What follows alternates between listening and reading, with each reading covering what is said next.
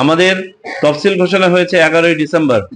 অত্যন্ত দুর্ভাগ্যজনকভাবে 12 তারিখে একটা মর্মান্তিক ঘটনা ঘটেছে, শহীদ ওসমান হাদির উপরে আক্রমণ। এই একটা ঘটনা আমাদের অনেক অর্জনকে ম্লান করে দিয়েছে। তা না হলে এখন পর্যন্ত তেমন বড় ধরনের তেমন ঘটনা ঘটে নাই। আরো দুটো হত্যাকাণ্ডকে আমরা পরোক্ষভাবে ডিস্টেন্টলি আমরা রিলেট করছি নির্বাচনের সাথে, কিন্তু এটা নির্বাচনের সাথে সরাসরি জড়িত না।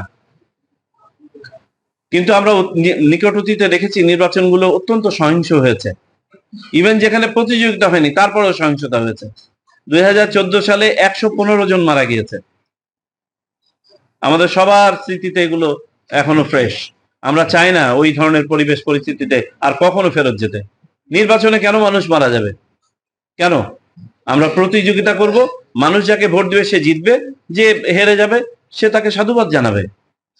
আমাদের এই এই জায়গাতে আসতেই হবে। এটার সাথে আমাদের ভাবমূর্তি, জাতি হিসাবে আমাদের সম্মান জড়িত। আমি বিশ্বাস করি যে ছোটখাটো ঘটনাগুলো ঘটছে এতটুকু আমাদেরকে স্বাভাবিক হিসাবেই দেখতে হবে, বাট এটা আমরা যথাযথ প্রক্রিয়ায় এগুলোর বিরুদ্ধে ব্যবস্থা নিব। আমরা বলছি না যে এটার বিরুদ্ধে ব্যবস্থা নেওয়া হবে না। আপনাদের সবাইকে জানতে হবে যে কমপ্লেইন্ট ম্যানেজমেন্ট সিস্টেমটা কিভাবে কাজ করে, প্রত্যেকটা আসনে কমপ্লেইন্ট ম্যানেজমেন্টটা কিভাবে কাজ করে। আর কারো যদি কোনো অভিযোগ থাকে তিনি সেই অভিযোগটা রিটার্নিং অফিসারের কাছে দিতে পারেন, সহকারী রিটার্নিং অফিসারের কাছে দিতে পারেন, নির্বাচন অফিসে দিতে পারেন, আইন শৃঙ্খলা বাহিনীর এই যে সেলগুলো বললাম যে কোনো একটা সেল বা কমিটিকে দিতে পারেন। তাও যদি না হয় ওসির কাছে দিতে পারেন, এসপির কাছে দিতে পারেন, যে কোনোখানে দিতে পারেন। তার মানে এটা আপনার একটা চেনের মধ্যে ঢুকে গেল।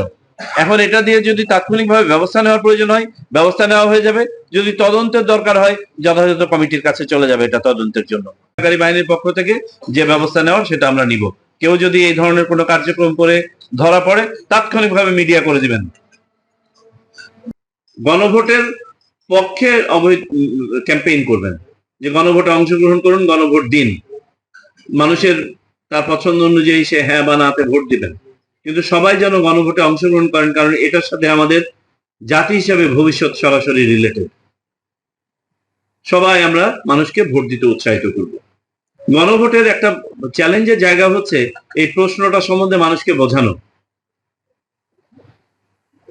আমাদের যে প্রশ্নটা আছে এই প্রশ্নটা এই ব্যালট আকারে আমরা প্রত্যেকটা কেন্দ্রে বড় ব্যানার ছাপিয়ে ভোটার লাইনের সামনে ঝুলিয়ে দিচ্ছি নির্বাচন কমিশনের পক্ষ থেকে। প্রত্যেকটা কেন্দ্রে, যতগুলো কেন্দ্র আছে প্রত্যেকটা কেন্দ্রে যেখানে ভোটাররা এসে সারিবদ্ধ হবেন তার সামনে বড় করে একটা ব্যানার ঝুলানো থাকবে, যেখানে বেসিক্যালি এই ব্যালটটাই ছাপানো থাকবে।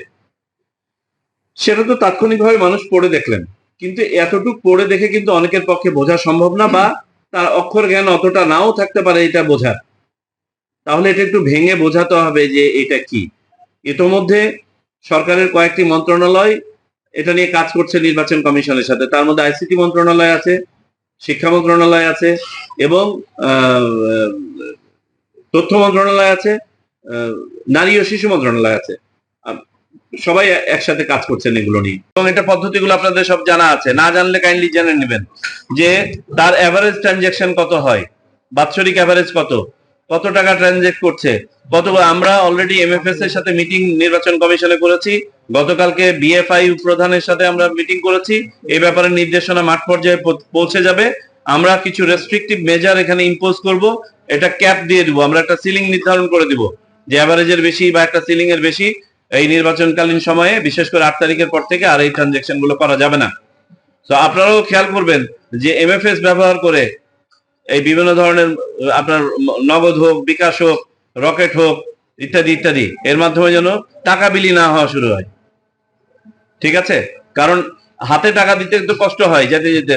আর আমাদের সমাজে তো এই ঘটনা ঘটে থাকে, ভোট কেনা বেচা, এটা যেন না হয়। সাধারণ মানুষকে উদ্বুদ্ধ করতে হবে তারা যেন এই কয় টাকার বিনিময়ে তার ভোটটা বিক্রি করে 5 বছরের যেন গোলামে রূপান্তরিত না হয়। এবং এটার জন্য আমি মনে করি আমাদের সাংবাদিক ভাইদেরও একটা বড় ভূমিকা আছে এই সচেতনতা সৃষ্টিতে। কেউ প্রবাসী বাংলাদেশিরা এই ভোটে অংশগ্রহণ করছেন, 122টা দেশ থেকে তারা নিবন্ধন করেছেন। হয়তো একটা দেশ থেকে আমরা ভোট পাবো না, ইরান, বাকি 121টা দেশ থেকে আমরা ভোট পাবো। আমাদের প্রবাসী ভোটারদের মধ্যে উচ্চ শিক্ষিত, হাইলি ডিজিটালি লিটারেট লোক আছেন, নেয়ার অশিক্ষিত লোক আছেন।